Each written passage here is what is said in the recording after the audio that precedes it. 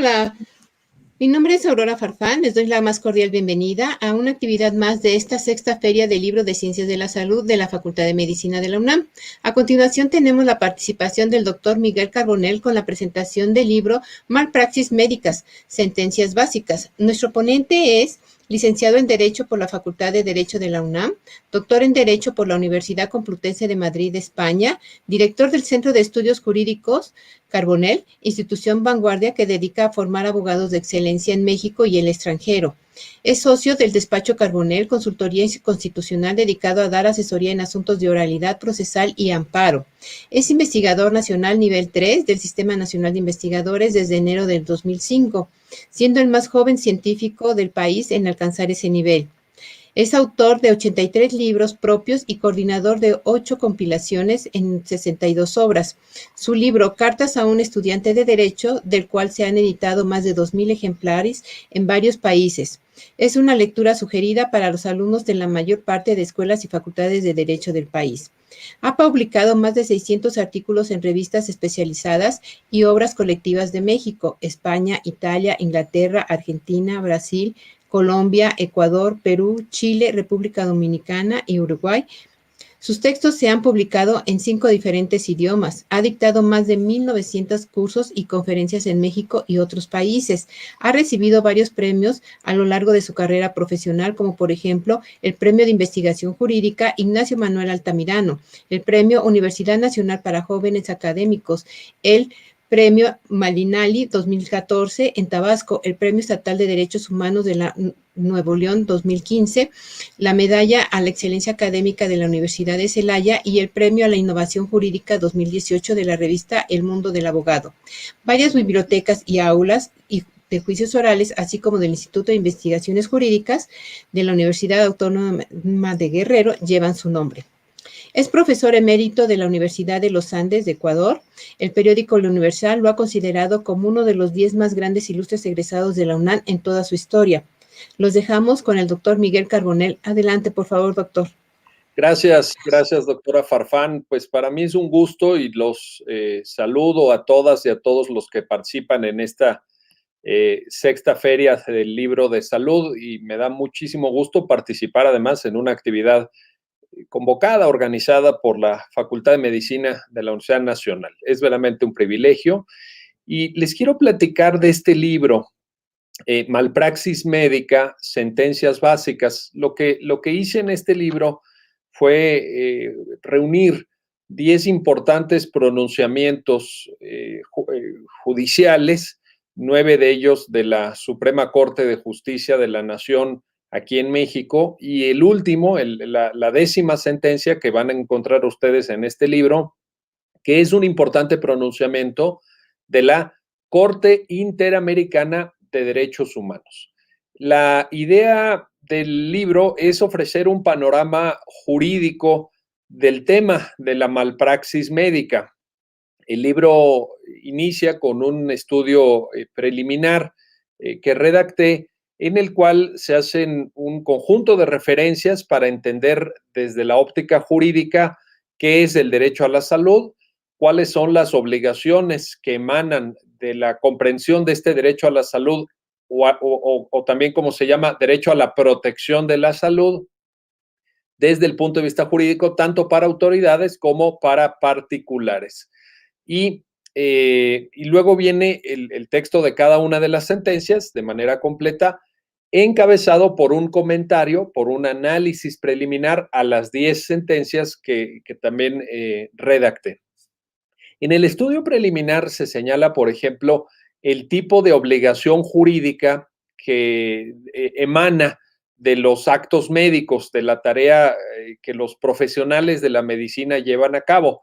Y como regla general, podemos señalar que esta obligación jurídica es lo que los abogados llamamos una obligación de medios y no de resultados.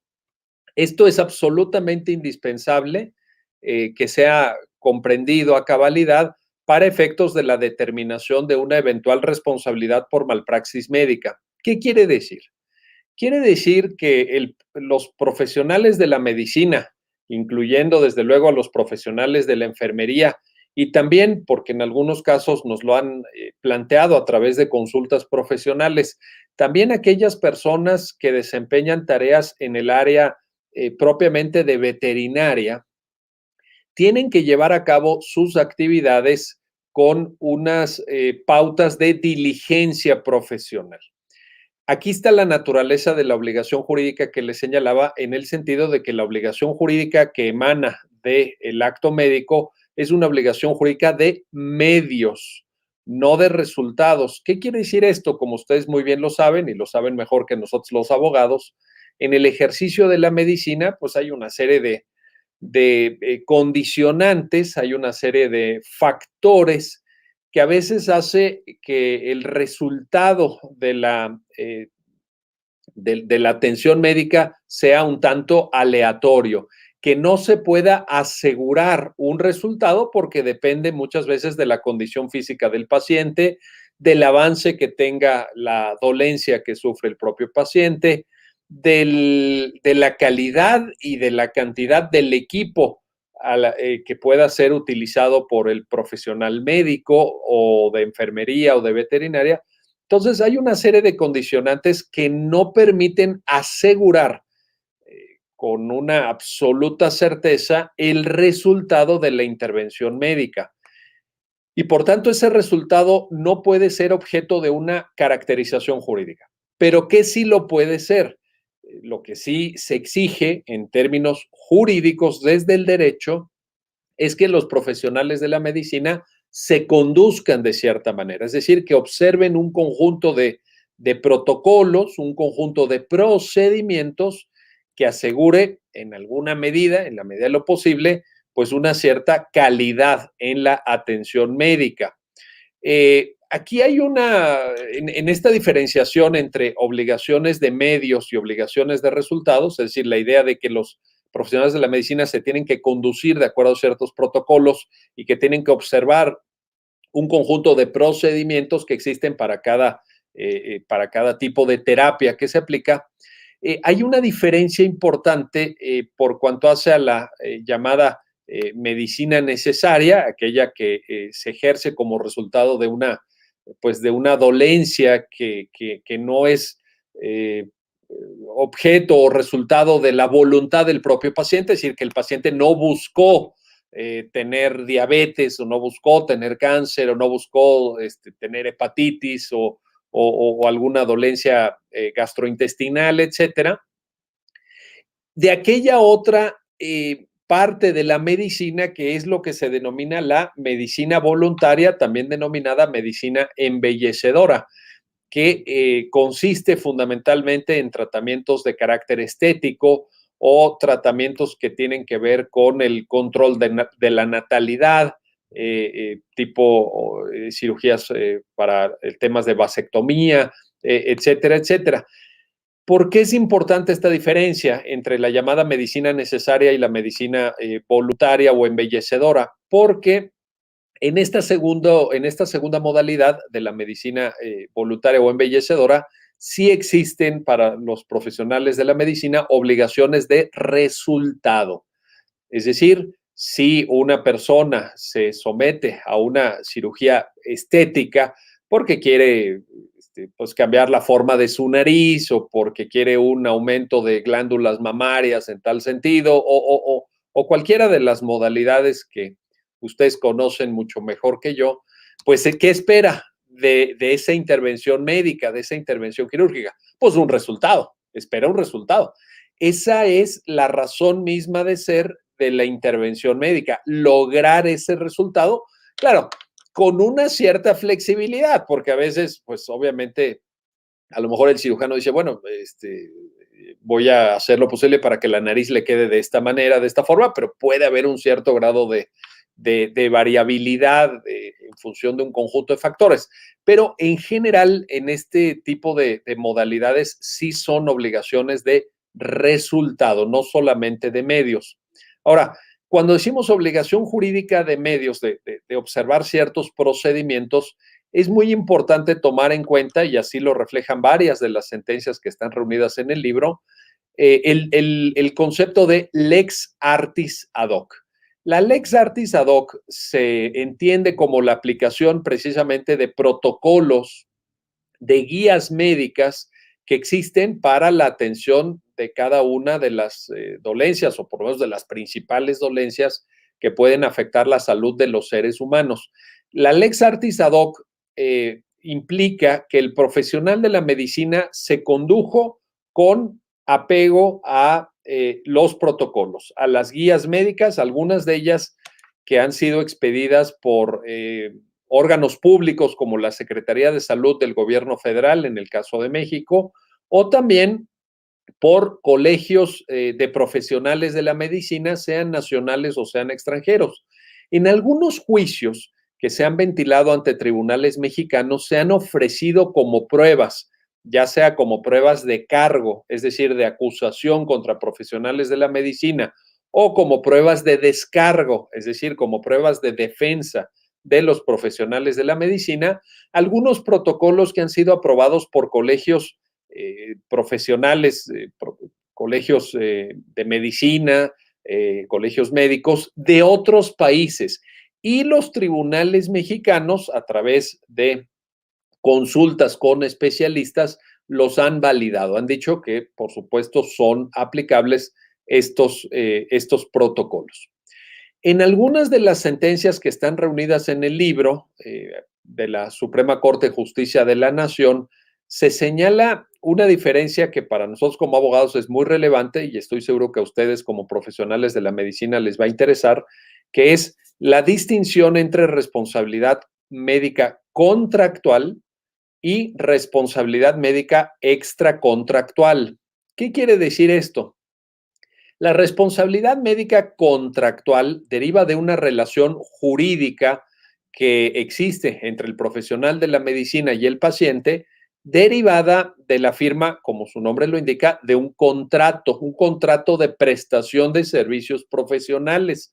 Ustedes, como profesionales de la medicina, prestan un servicio a su paciente y si trabajan en medicina privada, pues esto a través de un contrato que tiene una fijación de costos, evidentemente, de honorarios profesionales y que señala qué es lo que el profesional de la medicina tiene que hacer. Si se da un incumplimiento de las condiciones establecidas en ese contrato, sea por cualquiera de las partes que firman el propio contrato, pues ha lugar a una responsabilidad de carácter contractual.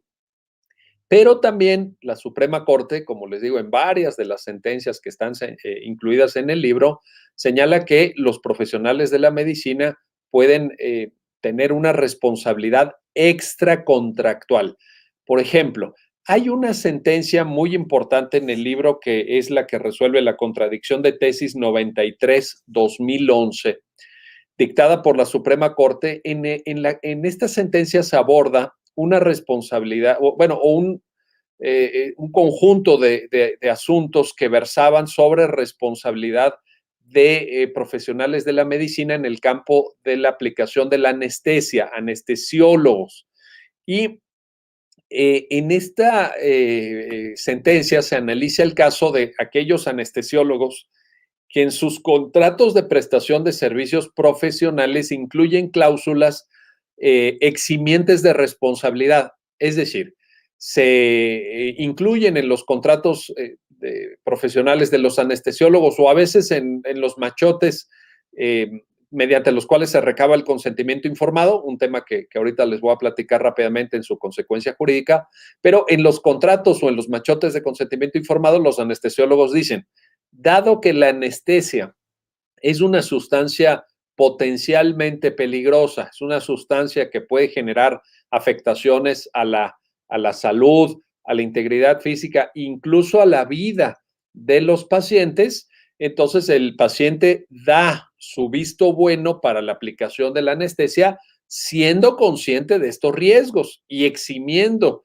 de cualquier tipo de responsabilidad a quienes aplican la anestesia. Bueno, la Suprema Corte de Justicia de la Nación, en esta sentencia que les estoy platicando, señala que estas cláusulas contractuales son inválidas, son inválidas. Entonces, si ustedes las ponen en sus contratos, ya sea para anestesia o ya sea en general para la práctica médica, no van a tener ningún efecto jurídico. ¿Por qué? Porque en la sentencia de la Suprema Corte se entiende que una persona puede aceptar contractualmente, es decir, a través de un acto voluntario, de un acto en donde presta su consentimiento, solamente lo que la propia sentencia denomina riesgos inherentes al procedimiento terapéutico. ¿Cuáles son los riesgos inherentes? Bueno, pues los riesgos que tiene, por ejemplo, una cirugía para una persona que es una persona adulta mayor o para una persona que tiene cierta condición de salud de manera previa a la propia cirugía y que incrementan mucho el riesgo de un resultado adverso en la práctica de esa cirugía.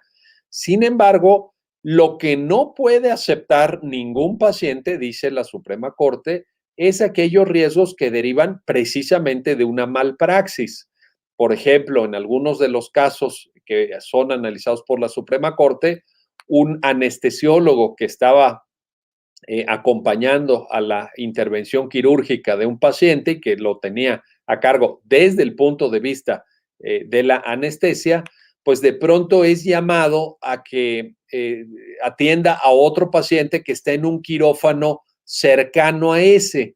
En el momento en el que el anestesiólogo abandona el quirófano, empieza a empeorar la condición física derivado de la aplicación de la anestesia del paciente hasta que muere. Y entonces, pues el anestesiólogo dice, bueno, pero pues el paciente ya sabía de este riesgo que comporta la aplicación de la anestesia y pues yo no me hago responsable en este caso de la muerte del paciente. La Suprema Corte dice esto no puede ser objeto de una consideración contractual, sino que se tiene que considerar el buen desempeño o el mal desempeño del anestesiólogo. En este caso, como abandonó al paciente y se fue a otra cirugía, se entiende que hubo una malpraxis. Entonces, esto es importante porque de pronto, si no tienen ustedes buena asesoría jurídica como profesionales de la medicina, pueden pensar que pues basta con incluir esta cláusula contractual, y que ya con eso están eximidos ustedes de responsabilidad jurídica. Lo cierto es que no. Lo único que exime el contrato es de los riesgos, insisto, inherentes a la aplicación de cualquier tipo de terapia médica. Ustedes saben perfectamente que ninguna terapia médica es que comporta un riesgo cero, ninguna, por más sencillo que sea el procedimiento, hay algún tipo de riesgo de afectación a la propia salud, pero estos riesgos pueden ser aceptados contractualmente siempre y cuando sean riesgos inherentes. La Suprema Corte dice que bienes jurídicos como la vida, como la salud o como la integridad física no pueden ser objeto o materia de un contrato. Yo no puedo contractualmente autorizar a un profesional de la medicina a que me prive de la vida o a que afecte mi salud por una malpraxis médica o que comporte algún tipo de situación en donde esté impactando en mi integridad física. Entonces, esto es algo muy, muy relevante. También es muy relevante en el conjunto de sentencias que ustedes van a encontrar en el libro el tema de lo que nosotros los abogados llamamos carga probatoria. Es decir, ¿qué le toca probar a cada quien cuando se enfrentan a un proceso por malpraxis médica? Y en este sentido, por ejemplo, la Suprema Corte ha delineado toda una doctrina constitucional, una doctrina jurídica acerca de la carga probatoria en el sentido de que al paciente le corresponde probar el daño, le corresponde probar la existencia del daño a su salud, la existencia del origen del daño, es decir, que que este paciente se sometió a un tratamiento médico, pero a partir de ahí se genera lo que la Suprema Corte denomina carga dinámica de la prueba, porque normalmente en casos de responsabilidad civil, lo que llamamos la parte actora, es decir, quien promueve la demanda, tiene que asumir de manera completa la carga de la prueba, tiene que asumir la carga de probar la existencia del daño, por un lado, la existencia de la relación causal de ese daño respecto del hecho ilícito que le da origen y pues asume toda esta carga. En casos de malpraxis médica, la Suprema Corte ha dicho que la responsabilidad de carga probatoria para quien promueve la demanda no es con este alcance normal o tradicional de los juicios de responsabilidad civil, sino que una parte de la carga probatoria se traslada al profesional de la medicina. ¿Por qué? Porque entiende la Suprema Corte que el profesional de la medicina, por una parte, tiene más facilidad probatoria al conocer de los temas técnicos que comporta la terapia aplicada al paciente y por su mayor cercanía al material probatorio, como puede ser, entre otros, el expediente clínico. El expediente clínico. En ese sentido, dice, el médico debe probar, le incumbe la prueba de que actuó de manera diligente, esto que les decía, que su desempeño fue apegado a las obligaciones de medios, no de resultados, sino de medios. Y en ese sentido, el profesional de la medicina, pues lo que tiene que probar es el apego que tuvo su actuación a los protocolos o a las guías médicas o a lo que de manera más amplia hemos denominado, ya lo mencioné, la lex artis ad hoc. Entonces, por un lado está el tema de la diferencia entre responsabilidad contractual y responsabilidad extracontractual, la idea de que en un contrato el paciente no autoriza al médico a que lo prive de la vida o a que le impacte la práctica médica inadecuada a su salud o a su integridad física. Y luego está el tema de la carga probatoria. Otro asunto que se aborda con mucho detenimiento en varias de las sentencias que están incluidas en el libro tiene que ver con algo que a ustedes les debe interesar mucho y que ha dado lugar pues a muchas discusiones y también, obviamente, a mucho debate jurídico, que es el llamado consentimiento informado. La idea del consentimiento informado puede ser engarzada, puede ser enlazada, digámoslo así, con varios derechos humanos. Fundamentalmente dos, ha dicho la Suprema Corte. El derecho a la dignidad humana, es decir, el derecho con esta visión que proviene de Emmanuel Kant, el gran filósofo de la Ilustración, en donde, desde un punto de vista de filosofía kantiana, se entiende que el ser humano es un fin en sí mismo, no es un medio para lograr ningún tipo de fines o propósitos o objetivos que le sean ajenos. Y por tanto, cada ser humano es único e irrepetible en su vida, en su existencia y tiene que ser respetado. Entonces, el consentimiento informado enlaza con la dignidad humana y también, en segundo lugar, enlaza con el principio de autonomía del paciente. Esta es una idea de acuerdo con la cual los profesionales de la medicina no le pueden imponer, como ha sucedido a lo largo de la historia, un tratamiento médico al paciente, sino que el paciente tiene que someterse al tratamiento médico, pero de manera voluntaria, ¿Cómo lo vamos a saber? ¿Cómo se va a determinar? A través del consentimiento informado. En ese sentido, la Suprema Corte ha puesto mucho énfasis en la segunda parte de esta fórmula. Ciertamente tiene que haber un consentimiento para efectos de que el paciente manifieste su deseo de someterse al procedimiento médico, pero tiene que ser informado. Entonces, en algunas de las sentencias que están en el libro, que ustedes van a poder leer en el libro, se explica de manera muy clara, muy sencilla, qué implica que el consentimiento sea informado. Quiere decir que tiene que ser un consentimiento previo, muy importante, tiene que ser previo a la intervención médica. Tiene que suponer una explicación clara en un lenguaje asequible para el paciente de en qué consiste la intervención médica de la que será sujeto. Se le tienen que explicar también cuáles son las alternativas, porque para atender ciertas dolencias no hay un único curso de acción, sino que se puede valorar o hacemos esto o vamos por el procedimiento diferente acá o tenemos una tercera opción para efecto, y esto es muy importante, para efecto de que el propio paciente lo pueda valorar y pueda tener una dimensión de qué supone cada una de las opciones que le está planteando el profesional de la medicina. Además, esto tiene que ser explicado a la vista de las consecuencias que pueden probablemente, no con una certeza absoluta, pero sí probablemente tener la aplicación de cada uno de los procedimientos disponibles para atender la dolencia del paciente.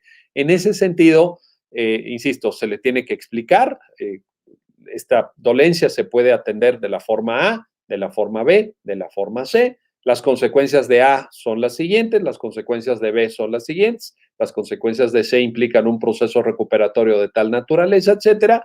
Insisto, para que el paciente lo pueda valorar y pueda verdaderamente exigirlo.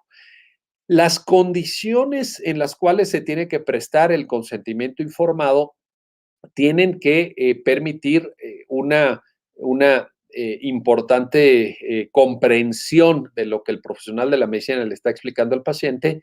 Y esto supone que el momento en el que manifiesta este consentimiento sea un momento de libertad y de reflexión por el propio paciente. Esto se los comento porque muchas veces, como seguramente ustedes lo saben, se recaba el consentimiento informado ya cuando el paciente está entrando en el quirófano, ya casi está en la camilla que lo están llevando al quirófano y en ese momento se le acerca alguien con un machote y le dice, oiga, fírmele aquí que ya está su consentimiento y fírmele aquí el papelito y no sé qué. La Suprema Corte ha dicho que esas formas de recabar el consentimiento informado son ilegales. Son ilegales porque está el paciente en una situación de estrés que no le permite valorar las alternativas. Por ejemplo, ha dictado algunas sentencias donde se condena a los profesionales de la medicina por malpraxis debido a que, por ejemplo, recuerdo un caso en el cual se recaba el consentimiento informado de una mujer que llevaba varios días en trabajo de parto, ¿no? Y que ya a la mera hora le dicen, oiga, pues fírmele aquí, pues ya la mujer ya está casi con un dolor tremendo, ¿verdad? Ya casi, pues dando a luz, y en ese momento se recabó el consentimiento informado y el caso por una malpraxis llegó a tribunales y los tribunales dijeron, no es válido ese consentimiento informado porque se le tuvo que haber solicitado con anterioridad. En ese caso me estoy acordando, se le había aplicado una ligadura de trompas de falopio, una medida que restringía su capacidad reproductiva con el aparente consentimiento informado que se dio en esta condición que les estoy platicando, después de varios días de trabajo de parto y unos momentos antes de que entrara la gestante a una intervención quirúrgica para dar a luz, ¿no? Una intervención jurídica de esta naturaleza. Entonces, los tribunales no aceptan esta forma de recabar el consentimiento informado. Tampoco aceptan una forma colectiva de recabar el consentimiento informado, porque en otra de las sentencias que están recogidas en el libro se cita el caso de un Instituto Nacional de Salud ubicado allá en el sur de la Ciudad de México, muy cerquita de la ciudad universitaria, en el cual se reunía, la práctica era reunir a 30 pacientes en un salón que tenían una dolencia parecida, tenían un problema de cadera, se les iba a practicar una intervención quirúrgica y en ese salón, estando los 30 pacientes juntos, se les explicaba el procedimiento médico a que se les iba a aplicar, las probables consecuencias de ese procedimiento médico y se les distribuían unos formatos para recabar su consentimiento informado. La Suprema Corte también se ha pronunciado en este caso sobre la ilegalidad de ese consentimiento informado. ¿Por qué? Porque dice que para que verdaderamente sea un consentimiento informado tiene que ser a través de un diálogo individual con cada paciente, en donde el profesional de la medicina le explique a partir de la situación específica, de la dolencia particular y de la condición de salud que presente cada paciente, pues cuáles son las cuestiones que debe de atender.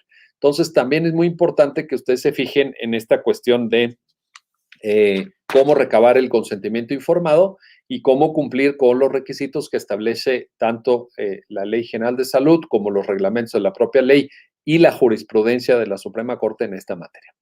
Otro asunto que se aborda en algunas de las sentencias recogidas en el libro tiene que ver con lo que la jurisprudencia denomina acto médico complejo. ¿Qué significa? Como ustedes muy bien saben, en muchos procedimientos terapéuticos no interviene un solo profesional de la medicina, sino que interviene un equipo de profesionales que atienden al paciente.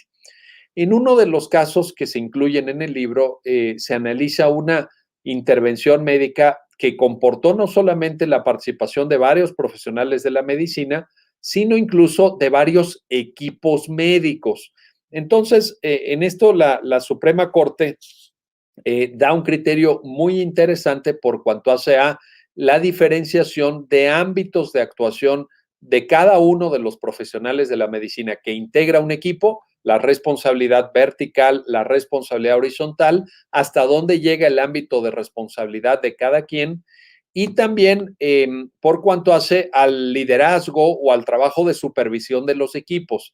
Es decir, qué tanto, por ejemplo, en el caso de un equipo de enfermería, pues el encargado o encargada de coordinar a ese equipo, la supervisor o supervisora de piso, etcétera, qué tanto puede tener también responsabilidad. En ese caso, que esa es una de las sentencias más importantes que está en el libro, se trataba de un hospital privado aquí en la Ciudad de México, que recibe a un paciente por urgencias que traía una dolencia muy fuerte en su aparato gastrointestinal y que después de una serie de intervenciones quirúrgicas y médicas, etcétera, termina falleciendo. A los pocos meses fallece.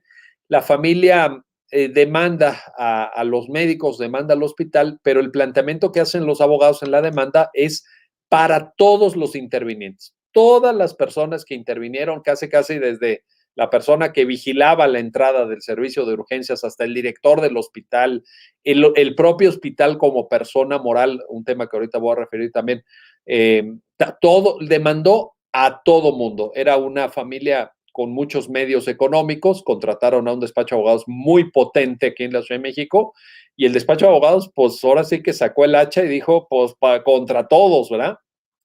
Y entonces la Corte hace una reflexión muy interesante en la sentencia en ese sentido que les platico. ¿Qué le toca hacer a cada quien? ¿Hasta dónde llega la responsabilidad, por ejemplo, de una persona que recaba una muestra de sangre para una prueba de laboratorio, una persona que le practica una radiografía de tórax al paciente, la persona, el médico que lo atiende en urgencias, el médico tratante que también habían intervenido neurólogos porque había un aparente daño neurológico en el paciente, en fin, un conjunto de cuestiones que permiten diseccionar qué le toca hacer a cada quien y hasta dónde uno se hace responsable cuando participa en un equipo médico, en un equipo integrado por una pluralidad de profesionales que intervienen en el acto médico de carácter complejo, así lo denomina la sentencia a la que me estoy refiriendo. Y también en esta y en otras de las sentencias que están en el libro, se aborda el tema de la diferencia de la responsabilidad que pueda existir por parte de un profesional de la medicina respecto de la responsabilidad que pueda existir de una institución hospitalaria. Y aquí también se hace referencia a lo que les decía hace unos minutos de la responsabilidad contractual o extracontractual. Por ejemplo, en el caso concreto que está citado en el libro, una persona, una paciente contrata a un ginecólogo para que atienda su tarea de parto. Ella estaba embarazada, iba a dar a luz, entonces contrata a un ginecólogo que la acompaña a lo largo del desarrollo de la gestación y para efectos de atención al parto. Se lleva a cabo el parto, el bebé nace con con algún problema de falta de oxígeno, alguna cuestión así derivada de alguna dificultad en el momento mismo del parto, y entonces en ese momento, de manera urgente, cuando está cuando están la mamá y el bebé en el hospital, le piden la asistencia de un experto en atención neurológica pediátrica para que vea si el bebé presenta algún daño neurológico y qué se puede hacer para atenderlo, etcétera, etcétera. Y esta entrada del profesional de la neurología pediátrica se da por parte del hospital, es decir, no es alguien que hayan buscado los padres, sino que el hospital les suministra a este profesional de la medicina especializado en neurología pediátrica. Entonces, los papás finalmente pues deciden demandar al hospital y el hospital dice, no, a ver, si hubo una malpraxis, pues será del neurólogo, pues yo como institución hospitalaria no tengo nada que ver. Y ahí la jurisprudencia de la Suprema Corte dice, pues fíjate que sí, porque el médico que tú suministraste como hospital está actuando en nombre y representación de la institución hospitalaria, no está actuando a nombre propio, porque hay una teoría que la jurisprudencia desarrolla en la sentencia que tiene que ver con la llamada representación aparente, es decir, para efectos de lo que entiende el paciente, pues el profesional de la medicina suministrado, recomendado por el hospital, está representando al hospital, trabaja para el hospital. Si esto es así o no es así, pues esto no tiene por qué saberlo el paciente. El paciente no puede saber si es empleado, si el hospital lo contrata por fuera o lo contrata por honorarios, etcétera, etcétera. Entonces, también hay una diferencia entre responsabilidad profesional médica de carácter individual o grupal en el caso de los equipos o de los actos médicos complejos y la responsabilidad hospitalaria. Ahora, en esta diferenciación, la jurisprudencia señala, la Suprema Corte ha establecido que la responsabilidad hospitalaria se puede dar, pero solo respecto del ámbito propio y exclusivo de la propia institución hospitalaria. ¿Qué quiere decir esto? Pues se puede dar si el hospital no cuenta con el equipo que tiene que contar por condicionamiento del tipo de establecimiento de que se trata o el tipo de servicio que ofrece, si el equipo está en mal estado, si no se le ha dado mantenimiento, si no sirve el equipo, si las condiciones higiénicas en la unidad hospitalaria no son las apropiadas y viene algún contagio de algún virus, por ejemplo, en quirófano o en la habitación del paciente, etcétera. Entonces, lo que dice la Suprema Corte es, bueno, hay que diferenciar qué le toca hacer al hospital y qué le toca hacer a los profesionales de la medicina para efectos de determinar la responsabilidad de cada uno de ellos. Entonces, también esto es muy, muy importante. Hay algunas sentencias en el libro, ya con esto me voy acercando al final de esta intervención, hay algunas sentencias en el libro que nos permiten distinguir también entre la responsabilidad por malpraxis médica que deriva de la práctica médica privada y de la práctica médica en el sector público, porque hay un conjunto de diferencias, de distinciones en este punto que la Suprema Corte dice que tenemos que tomar muy, muy en cuenta y que tienen que ver, por ejemplo, con la vía procesal a través de la cual se exige la responsabilidad. Por ejemplo, si la práctica médica es de carácter privado, se puede demandar a los médicos por responsabilidad civil ante un tribunal civil, un tribunal ordinario civil, para efectos de exigir su responsabilidad. En cambio, si la práctica médica se dio en el sector público, en un hospital, por ejemplo, del IMSS, en un hospital del ISSSTE, en un hospital de Pemex, en un hospital del ISFAM o de los servicios de salud que prestan las entidades federativas, la vía para ejercer la responsabilidad por malpraxis médica es una vía del juicio que nosotros llamamos contencioso administrativo, es decir, es ante una autoridad, ante un tribunal administrativo y no civil. Y esto pues comporta algunas diferencias en términos de la velocidad del caso, en términos de lo que se puede reclamar, etcétera, etcétera. También es importante mencionar que los profesionales de la medicina que trabajan en el sector público son sujetos de la ley de responsabilidades administrativas, es decir, pueden ser denunciados y pueden enfrentar procesos de responsabilidad, no solamente civil, sino también administrativa. Entonces, como ustedes pueden ver, ya para concluir con este comentario, los temas de la malpraxis médica desde el punto de vista jurídico son muy, muy complejos, son muy profundos y creo que en este libro ustedes encontrarán ideas, encontrarán sugerencias, encontrarán pues indicaciones que les pueden ser muy útiles y yo les recomiendo, y de verdad se los digo, ahora sí que como abogado, se los digo que como abogado, que ustedes como profesionales que son o que van a ser de la medicina, se acerquen al conocimiento de estas sentencias. La mayor parte de ellas, si bien es cierto que tienen tecnicismos jurídicos, creo yo que son comprensibles para un lector no especializado en derecho. Creo que las cuestiones de fondo están muy claramente redactadas por la Suprema Corte o, en el caso de la última sentencia, por parte de la Corte Interamericana de Derechos Humanos, y pueden ustedes acercarse a este material sin ningún tipo de dificultad, sin que tengan que tener un conocimiento, una formación jurídica previa. Pero lo que les quiero recomendar, decía, es que ustedes mismos se acerquen a este material, porque luego hay algunos colegas míos, abogadas, abogados, que les pueden dar algunas indicaciones no necesariamente fiables o no necesariamente acuciosas o precisas. ¿Qué es lo mejor? Que ustedes sepan cuáles son los criterios jurídicos para su ejercicio profesional.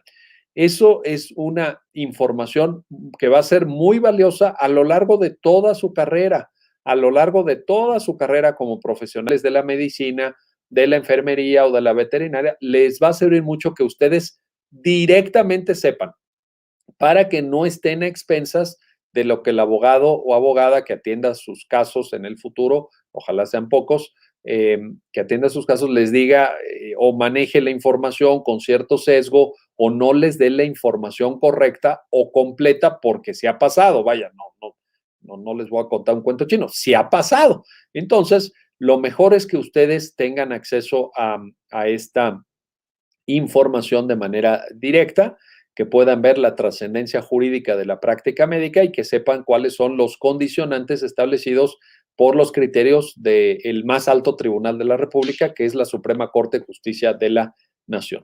Yo les quiero agradecer su tiempo, les quiero agradecer su atención y pues obviamente les recomiendo la lectura de esta obra que hemos preparado dirigida a profesionales de la medicina y también dirigida a abogadas y abogados. Se puede conseguir, es una obra que no se encuentra en librerías, se puede conseguir en internet a través de la página web del Centro de Estudios Jurídicos Carbonell, que tengo el privilegio de dirigir.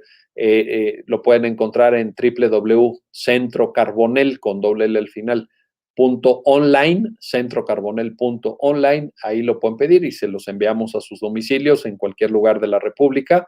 Se los hacemos llegar con muchísimo gusto. Es un libro pues más o menos amplio, lo están viendo ahí la portada, yo aquí lo tengo también en la mano, aquí lo tengo, es un libro más o menos amplio, aquí lo pueden ver, se los enviamos con mucho gusto para que lo tengan y sobre todo, como les digo, para que ustedes de manera directa accedan a este material y no queden a expensas de tener una buena asesoría jurídica o una mala asesoría jurídica el día de mañana, que ojalá no suceda, pero que requieran de ella. Entonces, gracias por su tiempo, gracias por su atención y ojalá les sea de provecho este libro de Malpraxis Médica, Sentencias Básicas que publicamos en el Centro de Estudios Jurídicos Carbonell. Hasta pronto. Muy bien. Muchísimas gracias. Agradecemos la participación del doctor Miguel Carbonell y a ustedes por su asistencia. Los invitamos a seguir acompañándonos en las actividades de esta sexta Feria del Libro de Ciencias de la Salud. Muchísimas gracias.